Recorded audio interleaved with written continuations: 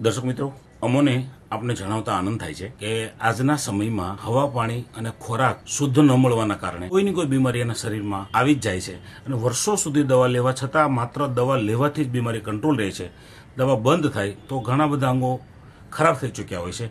એક એવો જ કિસ્સો અમે આપની સમક્ષ રજૂ કરી રહ્યા છીએ, જે સુરતનો એક મોટા વરાછાનો વિસ્તાર છે અને પોતે સૌરાષ્ટ્રના વતની છે. તો એમને શું પ્રોબ્લેમ હતો, કેવી રીતે સારું કર્યું છે, એ સંપૂર્ણ જાણકારી આપણે એમની જ પાસેથી મેળવશું.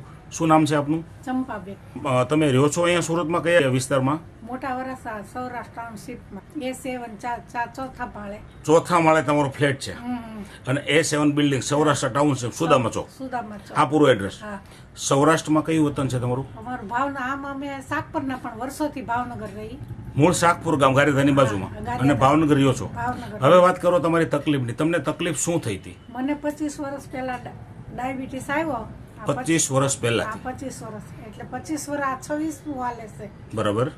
તો એમની દવા તો લીધી છે ને? એની દવા ઘણી કરી. એમાં મને બીપી આવ્યું, હા, ડાયાબિટીસ આવ્યું, પછી હૃદયનું આવ્યું. અચ્છા. દવા કઈ કઈ જગ્યાએ લીધેલી તમે? પેલા રાજુભાઈ બલનની લીધી. કઈ જગ્યાએ? ભાવનગર. પછી પ્રદીપ જોશીની લીધી. અચ્છા. તો એમાં હા, એ ભાવનગરની. હા. તો એમાં તમારું સુગર કેટલું આવતું હતું દવા લેતા હતા મારે ત્યારે? 400 પોણા 400 આવતું. પોણા 400 થી 400. બરાબર. કાંઈ ખાતી નહીં, પીતી નહીં તોય.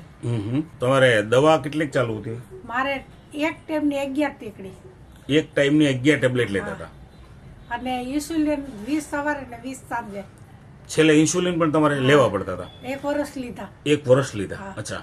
તો એ દરમિયાન તમારા શરીરની સ્થિતિ કેવી હતી? એ સ્થિતિ હતી, હું ઊભી થાવ તો મને થાય પાછી હું સુઈ જાઉં. ઊભી થવાનું મન જ ન થાય. બરાબર. આખો દિવસ ને રાત સુઈ જ રહેવાનું. અને ખોરાક કાંઈ ન હાલતો. ખાવા બેવું તો અડધી રોટલી જ ક્યારેક ખવાય, ક્યારેક તો ખવાય જ નહીં. તો ખોરાક તો ન લેવાય તો પછી શરીર કામ કેવી રીતના કરે? અને માત્ર દવાના આધારે જીવવાનું. તમે દવા 25 વર્ષ લીધી, બરાબર? 25 વર્ષમાં દવા એક ટાઈમને 11 ટેબ્લેટ, 3 ટાઈમને 33 ટેબ્લેટ લેતા હતા. 2 વર્ષ મેં લીધું એવી રીતે, તોય ન સારું થયું. અચ્છા. પછી મારા બહુ બહાર જતા હતા ને, ભાવિતાબેન એક ભેગા થયા. તો ભાવિતાબેનને વાત કરી તો ભાવિતાબેને એમ કીધું કે તમે છે ને આ તમારા સાસુની દવા શરૂ કરાવો. બતાવો તો કઈ દવા લીધી છે આપણે? તો પછી ભાવિતાબેન આવીને અમને આ દવા બતાવી ગયા. બરાબર છે. દોસ્તો, આ જે પાવડર મશીન હાથમાં છે, એ પાવડર છે ન્યુટ્રિશનલ ફૂડ સપ્લિમેન્ટ છે. એટલે કે ડાયાબિટીસની દવા નથી. પણ ડાયાબિટીસ થવાનું કારણ આ જોતા એવું લાગે છે કે ડાયાબિટીસ થવાની પાછળનું કારણ છે કે આ જે શુદ્ધ ખોરાકો નથી મળતા. તો આ પાવડરની અંદર છે પોષક તત્વો, જેમ કે proteins, vitamins, calcium, mineral, folic acid અને ઓમેગા 3 છે. આ ટાઈપના ખોરાકમાંથી જે પોષક તત્વો મળવા જોઈએ આપણને, અનાજમાંથી, ફ્રૂટમાંથી, શાકભાજીમાંથી, દૂધમાંથી, તો આ બધી જ વસ્તુ પ્યોર નથી મળતી, આવું સાબિત થાય છે. અને ઉપર જે કેપ્સ્યુલ છે એ છે નેચરલી, એટલે કે આયુર્વેદિક, કે જે માણસના પેનક્રિયાસને એક્ટિવ કરવાનું કામ કરે છે અને સુગરના લેવલને કંટ્રોલ કરવાનું કામ કરે છે. હવે આ તમે લ્યો છો કેટલા ટાઈમથી? આવું 1.5 વર્ષ શરૂ થયું. 1.5 વર્ષથી. કેવી રીતે લીધેલું છે આપણે? પહેલા શરૂઆતમાં 3 મહિના 2 ટાઈમ લીધી. અને પછી 2 વખત મને રિપોર્ટમાં બતાવ્યું. પછી મારે બધા નોર્મલ આવવા માંડ્યા.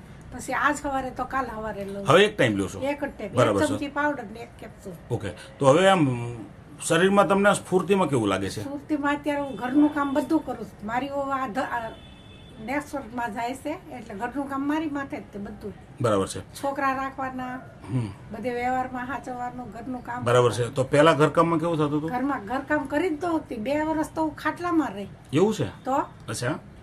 અને હવે ઘરકામ કરવામાં લાગે છે કેવું તમને? ઘરકામમાં અમારે વહુ કરતા હું જાજુ કામ કરું. શું વાત કરો છો? તમારી ઉંમર કેટલી છે? મારી ઉંમર 66 વર્ષ. 66 વર્ષ. ઓકે.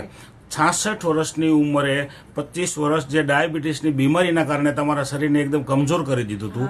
તમે કહો છો 2 વર્ષ પથારીવશ હતા, પણ હવે આ વસ્તુ લેવાથી એ દવાઓ અત્યારે ચાલુ છે કે? ચાલુ જ છે મારે. એ નહીં, પેલી ડોક્ટરની દવા? ના, ડોક્ટરની બધી બંધ. ડોક્ટરની દવા બંધ છે? અચ્છા. તે ચાલુ રાખી છે. આ પણ એક ટાઈમ લ્યો છો અને ડોક્ટરની દવા ટોટલ છે તમે 33 ટેબ્લેટ રોજ લેતા હતા અને 20 યુનિટ તમારું ઇન્સ્યુલિન, એ બધું બંધ છે? બધું બંધ. ઓકે.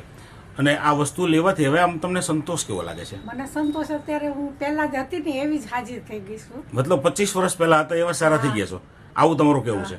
સરસ. મારો બારા સવારના વયા સાંજે આવે છે. ઘરનું કામ ટોટલ મારી માથે છે. અચ્છા.